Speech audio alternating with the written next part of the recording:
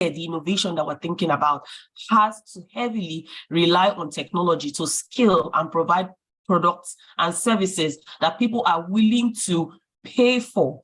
In that sense, improving livelihood, but also providing a means of income and adding to the economic, socioeconomic development of your country or the continent. So that is the big picture of what Microsoft Philanthropy does worldwide, to make sure everyone is connected, everyone has basic digital skills, and there are other levels in which you can advance, whereby you can now offer your skills or export your skills.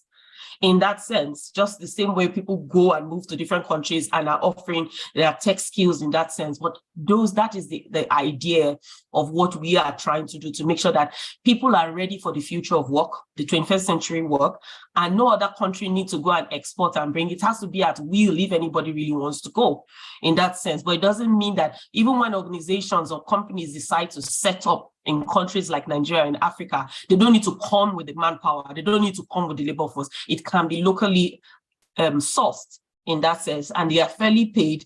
And then it is more adaptable to the environment to which they are offering their product and services. Thank you, Audrey, for giving us context. There's something you said that I'm going to go back to Hakeem on. It's around the handshake with Legacy Academia. So Hakeem, just get your boots ready to answer that question. I'm coming back to you.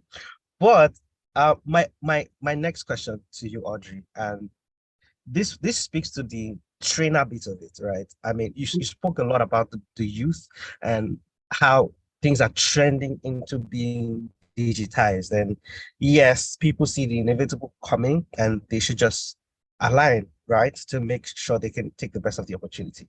But when it comes to people who can enable them to take the best of that opportunity, my first question is, a lot of solutions have come up when it comes to doing self-paced training and instructor-led training. You know, the death of trainers, right, makes self-paced training something to look forward to, right? So my first question would be, how do you see that panning out with respect? Do you see people going, you know, all into self-paced training programs because, oh, nobody wants to become a trainer, everybody wants to earn 5 figures, right? Or what do you see? So that's my first question. Then my second question to you would be around validating trainers, right? So for example, we find a lot of young people who are acquiring a lot of expertise very fast.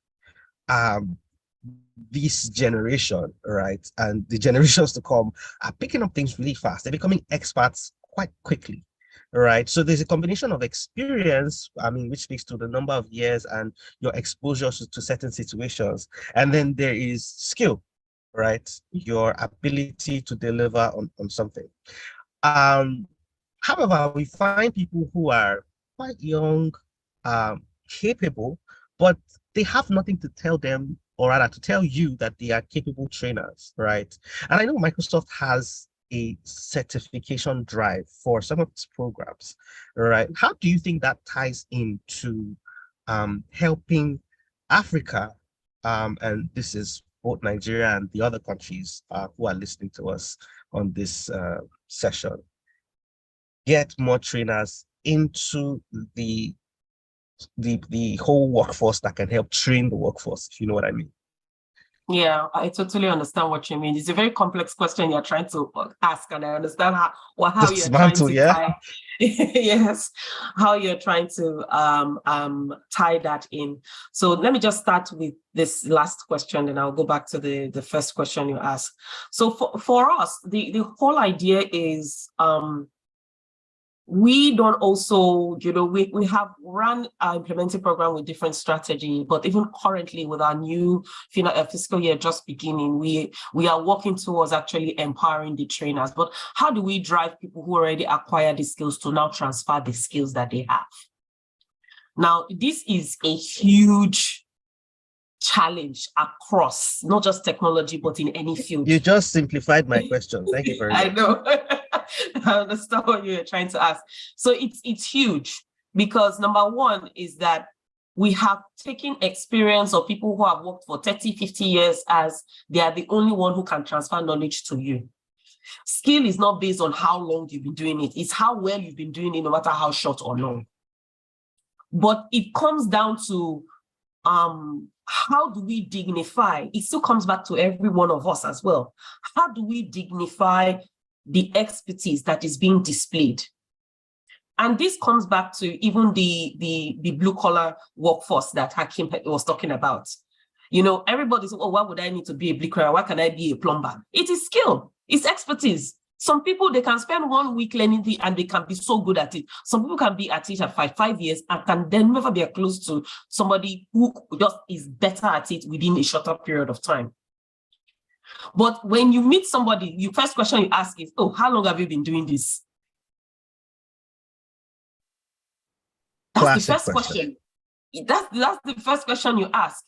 Now, when we come to that, even when people are recruiting our HR team, it's almost all those biases that come in are the things that we need to unlearn.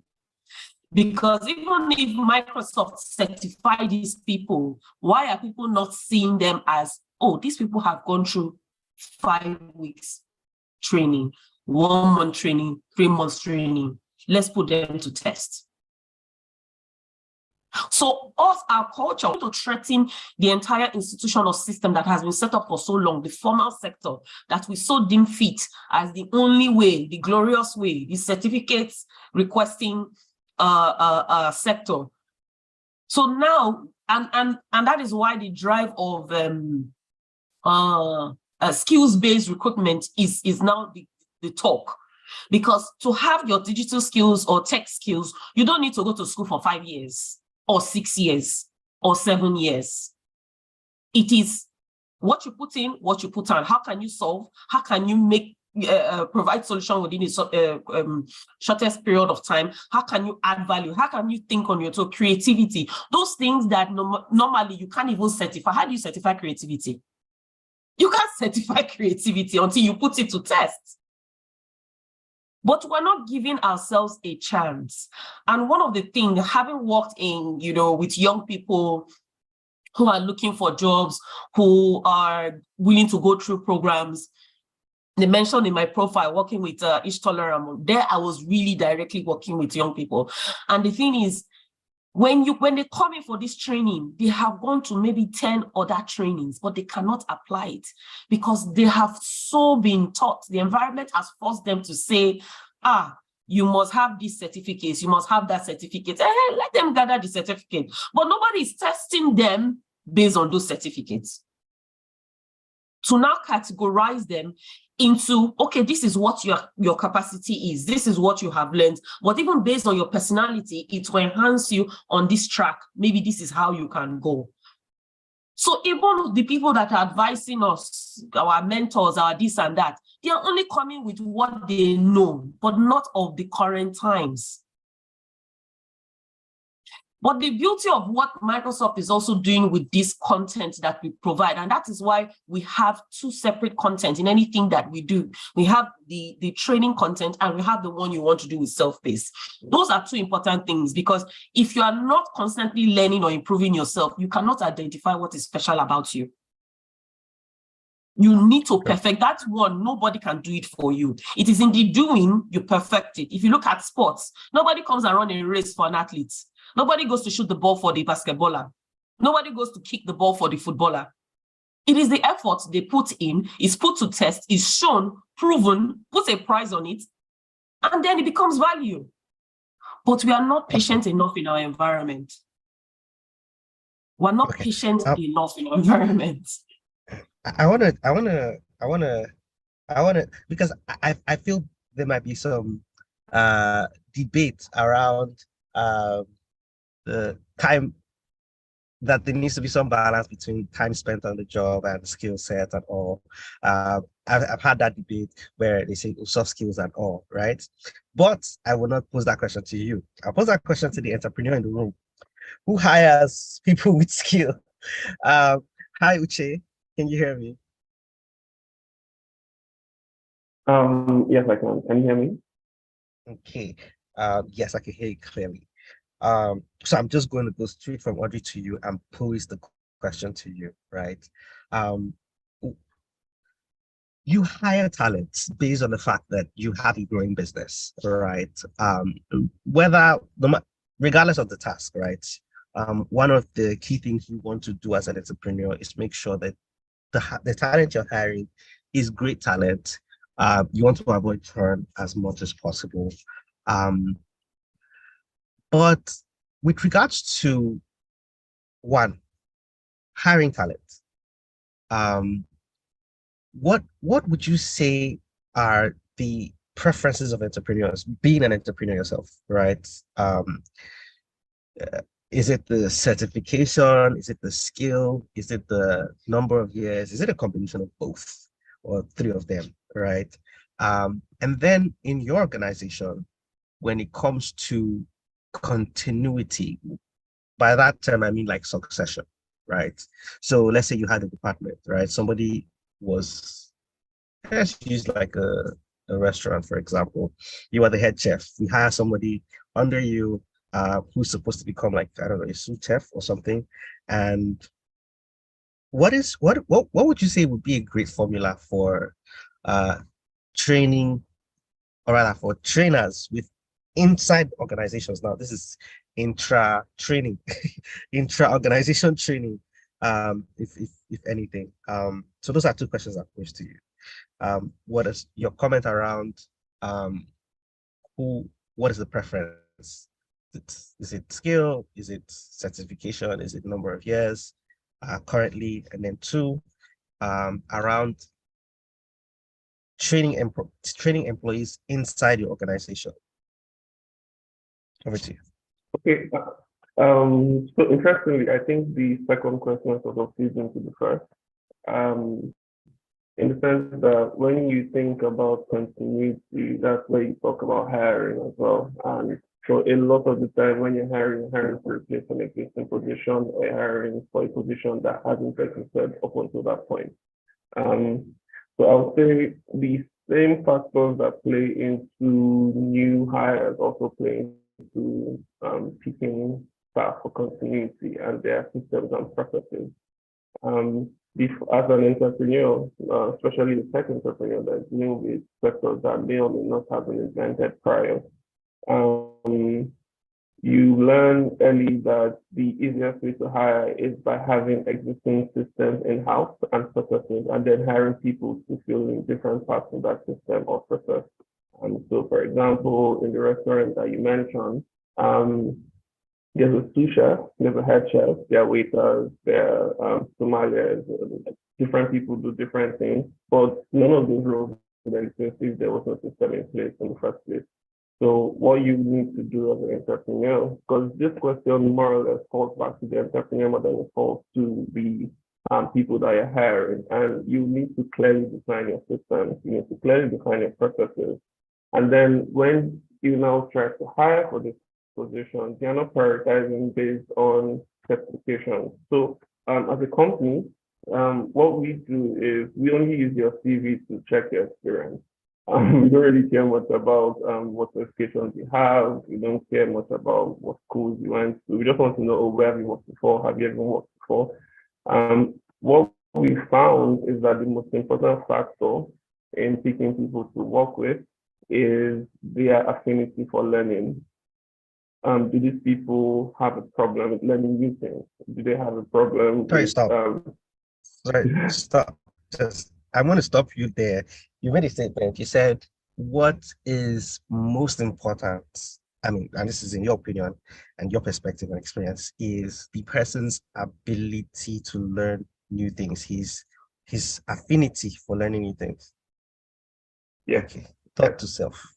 Thought to self, have an affinity for learning new things. Over continue, please. Yeah. So what you realize, especially in the quickly moving, fast-paced world of tech and of entrepreneurship, the roles constantly change. You could be hired for one role today, and then not even you being doing something outside of that role. It could just be that the requirements for that role have changed as the company grows and as it scales up. So, for example, we have people that have gone through the process with in-house that started off as interns and they are now managers in their respective departments. When we hired them, we didn't hire them to be managers, we hired them to be interns. But then because they have shown that affinity and they've shown that they can quickly grasp concepts and even innovate around concepts that haven't existed or current concepts and processes, they tend to go up, and then sometimes even needing to create their own departments, which they eventually manage, which is the case that happens twice now within the company. So I would say that's like the most important thing, and affinity for learning and a strong interpersonal relationship ability. So we need to be sure you can work with a team. Yeah, rockstars are great. There are certain people that you hire them and you just put them in one corner and you leave them to do their work, especially around engineering. We have back-end engineers that don't like to be disturbed, and we understand that that's their process. But Very true. most important, yeah, but most importantly for us, we need to be sure that you can work with the team, because especially around operations and the other aspects outside of engineering. So those are like the two most important things when it comes to hiring for us. How good and how Yeah, but how speaking to no, training, no, it's not right? good. How Yeah, speaking to training, like how does that work? Um, I mean, you get a new staff who's willing to learn, but then do you have someone to train that person? And I'm looking at the very busy business, right? Where, listen, the only reason why I hired you is because there's too much on my plate right now, right? Um, am I going to train? Like, what's the approach? So it still boils down to systems and processes. It's one of those things where you hire someone. Okay, for example, when I started out the business way back in 2016, it was just me. I was doing everything. But then I had the foresight to create processes around everything that I was doing. So when we onboard someone new, we are training you with the process that applies to your job. But then it's more or less saying that this is how this should work. This is the expected output, and then this is how we expect to put in your output to achieve this expected output. Um, so we sort of give you a certain level of free reign with some supervision that comes from the C-level, investing myself, I have a COO, we have a CPO, we have a CFO. So you get management from the top level, but everybody has to reign. We believe that if we're hiring for a position, yes, we will guide you, but we want you to bring your own little bit of yourself to that position. We don't want to micromanage you and say this is the exact way things need to be done. We'll say this is the output you're trying to achieve. How would you approach it? Then you have some oversight from your managers or your level executives, depending on the role. So training in that sense is a lot that's why we require you to have like a strong affinity for learning yourself. Because we'll expect you to, based on the output requirements that you've been given, we'll expect you to do some research. We'll expect you to, go into the field, find out, okay, how do I be the best, or how can I be the best, so I can produce the best output that has been required of me. So you can see why that's really important that you have. Yeah, Yeah. yeah, I can. So is it safe to say that while hard skills, or rather technical skills, are important, um, the real game changer is your soft skill? Because like what you said, the affinity to learn, it's a soft skill. It's like a character, right? It's not really tangible. You can soft skill, right?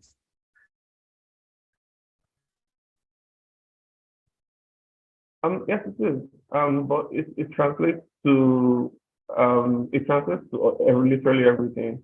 For example, I myself, I have like a really, really strong. I love to learn new things, and that has led me to I've built studios, music studios for Grammy winners, and I don't do that as a job. It's just a hobby.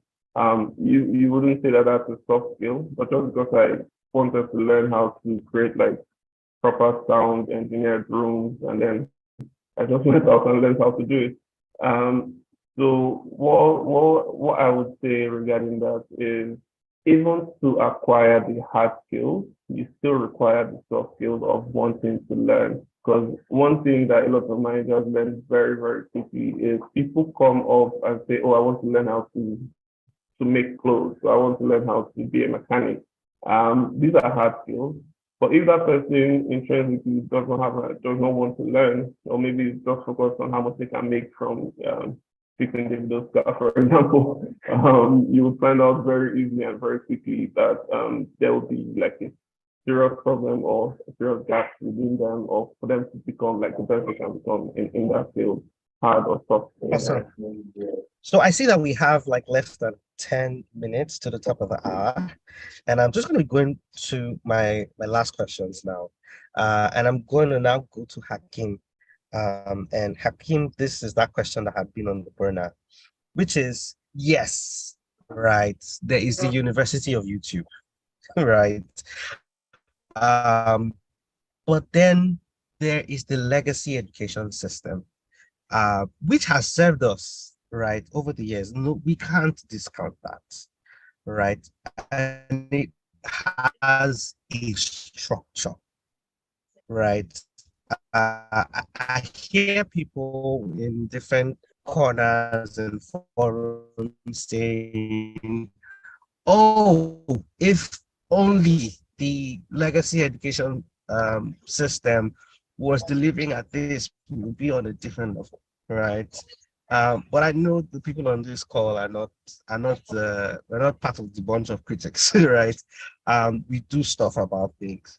And so my question to Handshake UC, and it already exists, because I know that they're your counterparts in different countries that are going to most likely be listening to this, trying to understand how to also have that hand system and come to the point where they are also outputting what the labor market wants. What are your thoughts around this? Okay, so if I get your question correctly, we're talking about the nexus between the legacy educational system and the 21st century education system that happens due to and other platforms.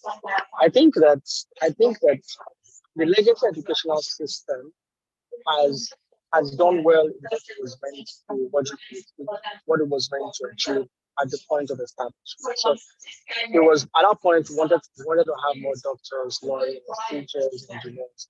Those courses could not be learned. Those courses needed to be learned by people who knew them over the years, hands-on in a period of time with some character instilling in them over a period of time. And then you graduate with a certification, and then people get a certification and understand that, oh, this means that we've gone through X amount of years. But now we are in a world where we do not sometimes need that kind of process to get the kind of output that we need. For example, you do not need to go to the 7 years I went to medical school to just be a UI UX designer. No. And or you don't have to go through all of that to be to be an entertainer. So there are skills that are needed in the 21st century that are skills that sometimes come as talents that then need to be refined. For those kind of skills, we need more of the online, online educational systems. My younger brother learned UI UX by watching YouTube. He kept making mistakes, got his first clients, he ruined their work, they paid him some money for ruining it. He got better and then he continued doing it. Now he has gotten a 9-to-5 job as a UI UX designer. And the question they are asking him is not really the certificate of learning, is what have you done before? Show me your business profile, let me see what you've done before. But you clearly will not ask a doctor to say, oh, let me see how many patients you treated or killed. No. You want to get educated saying you went to a medical school. So both situations, but there are some times where we then have to then merge it and then say, and that merging is basically on a needs basis. How much of what we are given in our legacy educational system is up to date? If it is not, how do we leverage online medium? And that is why the educational system is, and not everything you need to know will be given to you in the classroom. You also then need to go back to that online system and learn from people who put the sources out there. So each either legacy, the legacy education system, or the 21st century learning online, both have their pros and cons. But I see, and it's something that we need to start doing forward, trying to merge both of them together. The lecturer, the teacher is not feeling threatened by saying, oh, where did you learn this online? What did you mean? I said, I cannot teach you this. Why are you going online to learn it?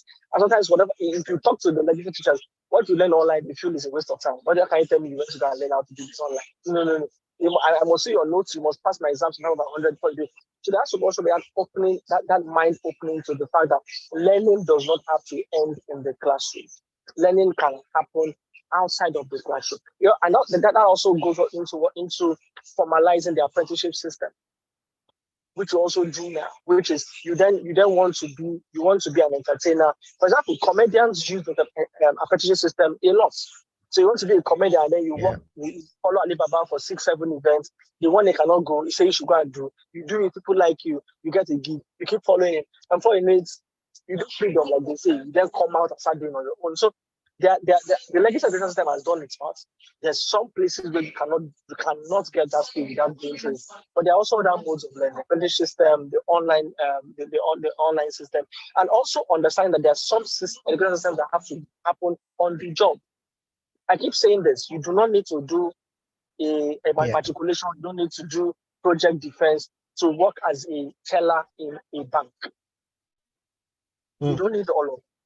You just need the basic understanding of accounting and economics, which you should have gotten in secondary school. Then the organization brings you in and trains you as you go for certain roles.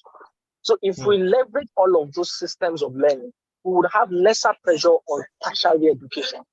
Why do I have to go and spend 4 years reading sociology if I wanted to be a footballer?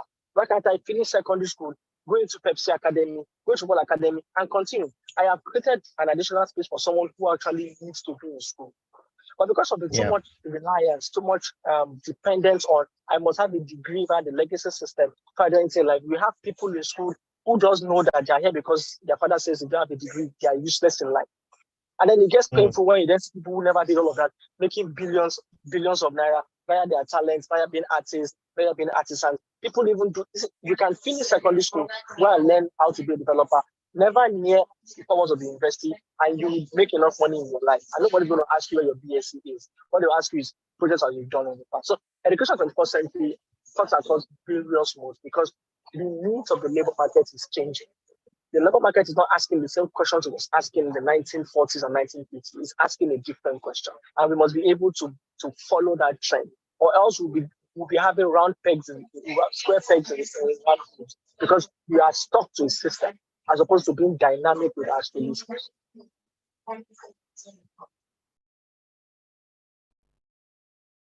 So I think I'll stop there so that I know that you don't have so much time. Thank you very much, Hakeem. And with that, I'll just ask you for one last, in a government parastatal somewhere or in an institution somewhere, thinking, how do I scale my base of trainers to be able to create more skilled youth? If there was one thing you could say to someone somewhere in Africa who's trying to achieve this, what would that be? So the question is, how can I scale? So let me get the question again. How do I do it? How can I scale the number of trainers I have so that I can develop more skilled youth at scale? Okay. So now we understand that there is a rate limiting factor in scaling training, which is the availability of facilitators, teachers, trainers, as we might call them. Two is to adopt the typical system of train the trainers as much as possible. Three, and that's one thing you do. So if you're going to train 10 people, you demarcate the fact that out of that 10, you want to take 3 or 4 to become trainers going forward. So you're not training the 10, taking them to go out there, and then looking for people that will then become trainers. Out of that 10, you're basically taking, and that's why in the academia, when you graduate students, some of them come back to do their PhD and they become lecturers. Because from that crop, you can then continue with the system of teaching people. The second is leveraging technology to scale significantly. Now, the difference between an online university and a brick and mortar university is that one teacher facing a screen can be teaching 1 million students without the headache of where they will sit down. So imagine if I was going to do that in a brick and mortar system, I have to look for a stadium where I can have 1 million students teach. And that is typical madness because you clearly will not impact anything apart from telling them to keep quiet. But you can do that using technology, and you can teach 1 million people in 50 different countries and you have to use one trainer to impact 1 million people, which would have been difficult in the brick and mortar system. And like so that is what we call that. And then I think the final thing is also put learning in the hands of the trainees. I think we should pivot from the system of the trainer has to give the trainee everything he needs to be able to say he knows something. So you're supposed to learn 10 things to become a certified dancer, for example. As a facilitator, before now, you have to teach that person all the 10. As at now, you clearly need to teach the person 3 or 4. The person needs to be interested in looking for knowledge and then go and look for the remaining 6 with the resources needed. What that happens is you free yourself of time to teach more people because you are not hand-holding everybody from 0 to 10. You're putting them at 4, giving them the insight to want to learn more, and they go on their own. With that, you can spread resources as wide as possible, as opposed to saying, I must teach you from 0 to 10 because my questions will not allow me to leave you out there. No. That's why that's why when I went to do my master's at Oxford, I was dumbfounded because in Nigeria, if a teacher tells you 10 advantages of planting in the rainy season, in the exam, for you to get the distinction, you give that lecturer the same 10 that he told you, you will get a distinction. Because it's like, that's my student. He gave me back what I told him in class. If you do that in a UK university, you will not get anything more than 5 or 6 over 10. Because according to the teacher, you've not gone the extra mile to seek knowledge. You've not left your comfort zone to go and consult other books and articles to learn more. And that is what education should be about. So we need to first level technology to scale. 2, adopt a train-the-trainer system. 3, put the burden of learning, not only put the burden of research and gathering of information, not only on the trainer, but on the trainees, and we'll be able to do more with existing systems. Thank you very much, Hakeem. That was very insightful. I can see Chidima's comment. It's like, so much insight, Hakeem. Thank you. They smiley. Thank you very much. I'm going to Audrey now. So Audrey, this is to you. And, just in 1 minute, if there's one thing you could say, and this is the question. Looking ahead, what do you see as the future direction of skilling programs for teachers and for trainers and ultimately for the youth? That's I would like you to say that in 1 minute. Thank you, John. I think what the future is we need to direct people need to understand the value of resources that is made available to them. From a Microsoft stand, I tell people these resources are there, oftentimes at no cost, but people are not taking advantage of it because, and I will always make reference to Hakeem's aspects, points, because it actually buttresses, the case that Microsoft is using to implement its own program when it comes to digital skilling. Because if you don't have certain kind of drive, then you can't adopt what is already made available to you. So for instance, there are contents, you meet people, where did you learn this? It's on YouTube. And the person is still asking you how. The how is there. But then we are also not, they say if you want to know if you have learned something, you should be able to explain it to a 5-year-old or a 6-year-old.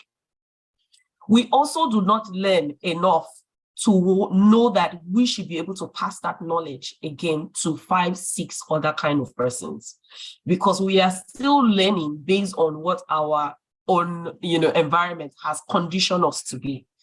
So there has to be that, I don't know if it's advocacy or campaign or something to make people understand that knowledge is at the tip of your finger. How do you transform it into building your capacity, adding value to your organization, earning an income?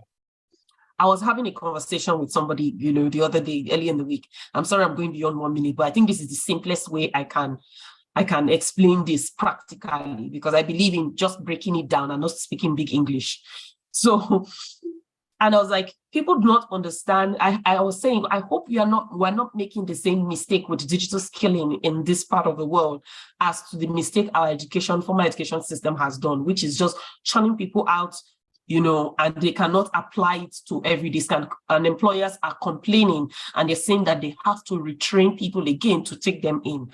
Mind you, when the formal sector began to boom, you don't necessarily have to just enter organization and start working. There was always investment to train people, whether they are smart, they are brilliant, or they went on scholarship or support aid, to train them to fit into what the organization wants. That was standard.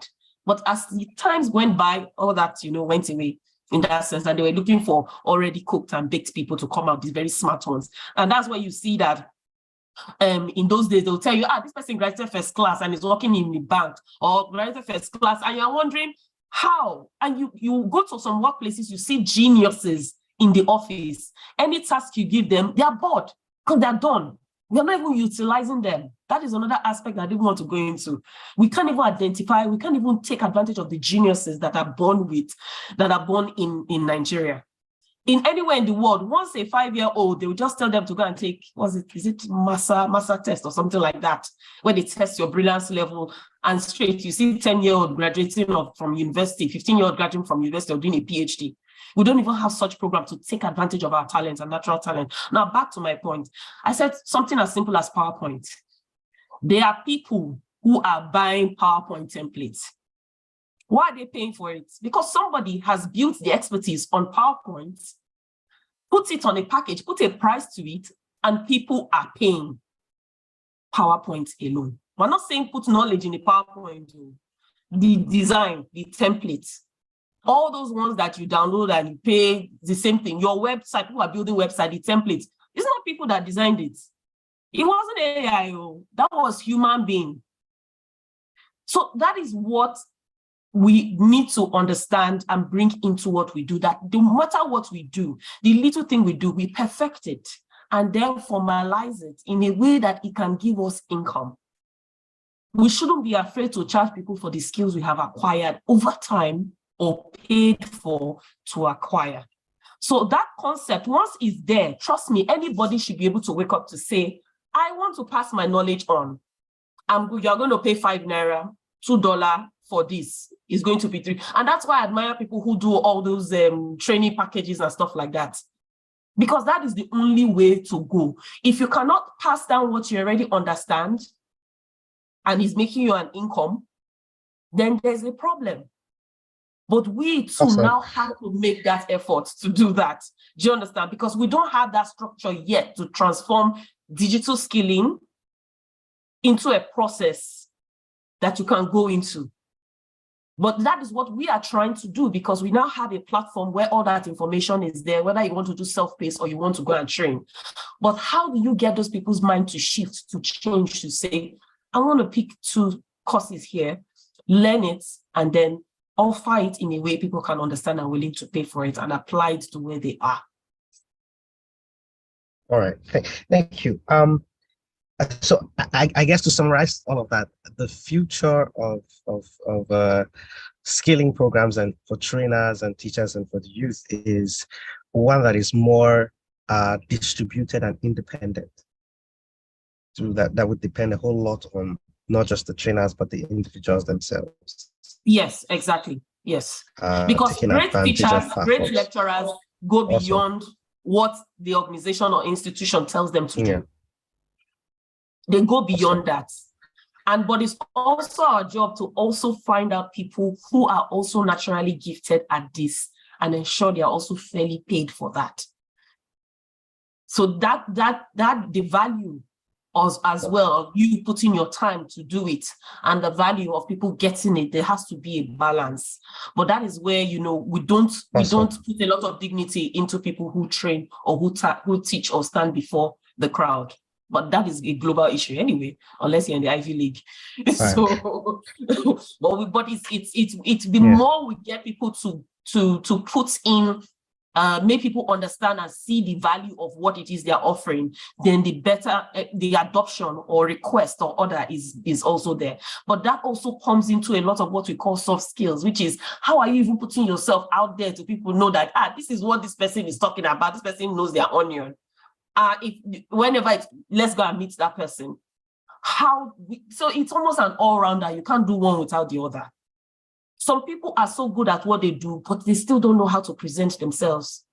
And should they do that, people are willing to pay for the service. Awesome. Thank you very much, Audrey. Um, and lastly, but not leastly, go to Uche. Uche, my question to you would be, if you had one word to say to an entrepreneur who is looking to hire the best talent and to ensure continuity in his organization, etc., um, what would be that advice that you would give um, to fellow entrepreneurs? Okay. So let me rephrase the question. The, Okay. basic, basically, if you're faced with a group of entrepreneurs right now, and they're all looking for advice on how to pass on knowledge, the best way to pass on knowledge for the continuity of their business and to ensure that they have the right talent um, in their in their workforce. If you had like So okay. So I would say that pure knowledge is like data. It needs to be converted into a form that is passable and transmittable for it to have any significant impact. Um, so I would say as an entrepreneur, if you are concerned about passing on knowledge, then you should find a way to convert your knowledge into systems. I'm big on systems and processes. Um, so whatever knowledge that you have gained or that you have learned, that you would want to ensure that your new intakes or your new hires or even the existing hires, you want them to implement that knowledge. You need to convert it into a form that is easy for them to implement. And one of the easiest or most straightforward forms is literally just systems and processes. Um, so, for example, where we started out small shop.ng, it literally was an Excel sheet and a Google form.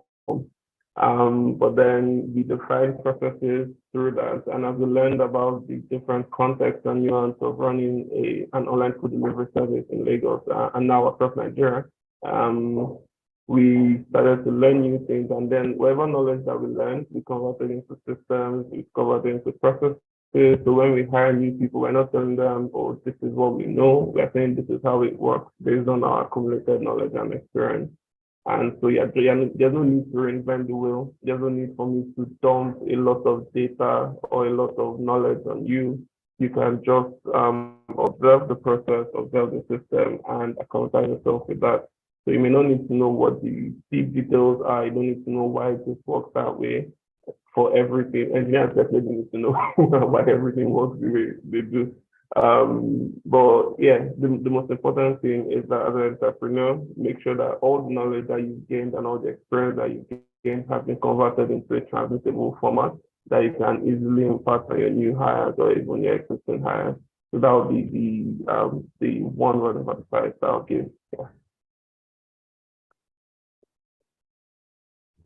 Thank you very much, Uche. And with that, we have come to the end of this session. I'd like to once again say a very big thank you to everyone who has been on the panel with me.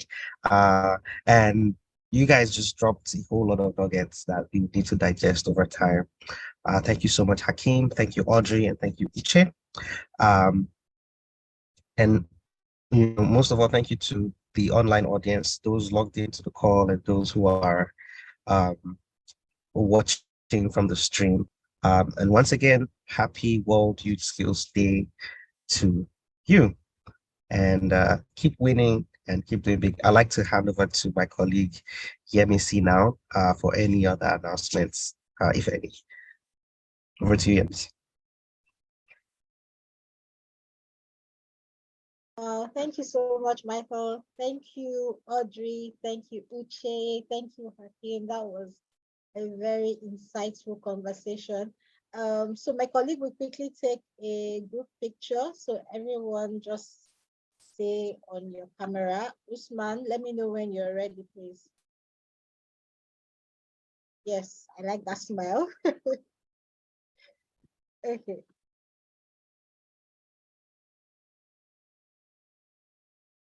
Okay. Usman. Yeah, I'm taking it. Thank you. Okay. That's Hi, Shola. great. Let's have one with the panelists alone. All right. Thank you very much. Got him. Yeah. Okay, great. Thank you so much. Thank you, our guest speakers, for joining us today.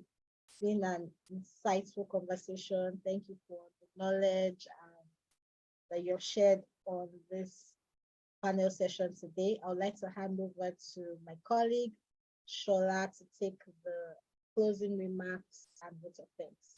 Shola, over to you. Thank you very much, MC, and I hope everyone can hear me. Yes. Okay. Yes, I can All hear you right. louder. All right. All right. Thank you very much. It's been an amazing 1 hour. Well, one shy of 1 hour 30 minutes, but I've learned so much, and I really want to express my gratitude to all our panelists. These were very insightful, contributions. Through events like this, we at Tech for Dev, we reaffirm our collective commitment to creating an inclusive and equitable society where skills are the foundation for advancement. So we recognize that, that investing in the development of teachers and trainers and youth is an investment in their individual futures and even the futures of our communities and our world. So I would like us to carry the spirit of this event forward. Translate the knowledge you've learned. I'm sure I see a lot of comments and I see that, it should not just end here. Let's take this knowledge into meaningful action. Wherever you are, you can champion skill development in your respective domains. You can be an advocate. I think one of our speakers panelists had spoken around embracing technological advancement because technology is changing our world. So embrace the advancement and learn a new skill. So I encourage every one of us to continue the dialogue, collaborate, create opportunities, and just unleash your full potential. Once again, on behalf of everyone at Tech for Dev, I would like to express my sincere appreciation to our amazing panelists, Audrey, who's the philanthropist lead at Microsoft Nigeria, Dr. Hakeem, who is the head of startups at Lagos Innovate, and Uche, who is the CEO of Small Jobs NG. And also, so our excellent moderator for keeping us in time and in check, moderating the entire session, Michael John. Thank you very much. And so our attendees, I mean, this event will not have been possible with you guys being online or on YouTube, on Facebook, wherever you're watching or streaming this with us. Thank you for making this event a success. I would like to end with this reminder that the journey of a transformative future is not solitary. It's a collective endeavor that requires the commitment and collaboration of individuals, organizations, and communities worldwide. Together, we can build a future where skills are the bridge to prosperity and innovation and sustainable development. So thank you very much once again for your time, for your participation, and happy World Skills Day, everyone. Thank you very much, and well done to the team. Bye. Bye, everyone. Thank you. Thank you. Bye. Bye.